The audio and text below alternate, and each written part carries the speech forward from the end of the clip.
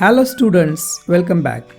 Today we are going to learn appreciation of the poem Stopping by Woods on a Snowy Evening by Robert Frost. Just take a look at the marking scheme of the appreciation. First point, title. The title of the poem is Stopping by Woods on a Snowy Evening. Second point, poet. The poem is written by Robert Frost. Third point, rhyme scheme. The rhyme scheme for first stanza is AABA, second stanza BBCB, third stanza CCDC, and fourth stanza DDDD. Fourth point, figures of speech.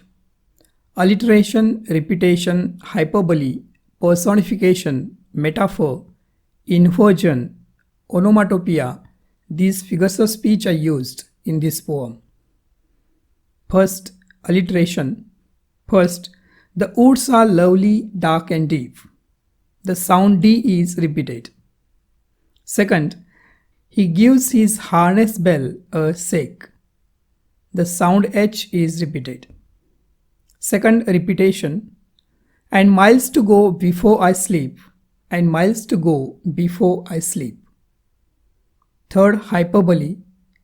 To watch his woods fill up with snow. Snow falling in the woods is exaggerated. Fourth point, personification.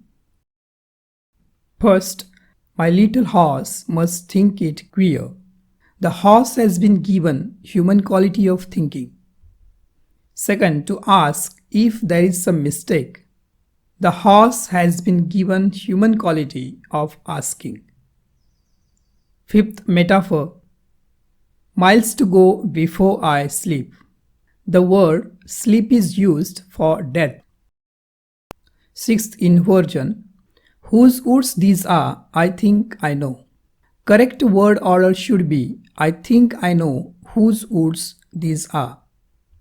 Seventh point, onomatopoeia. The only sounds the weep. Weep is a sound. Fifth point, theme or central idea. This poem is a description of little incident happening in a snowy evening. As a traveler, the poet is fascinated or impressed by the beautiful scene in the woods. He appreciates the beauty and wonder of nature. He wants to stop there to watch the beauty, but he can't.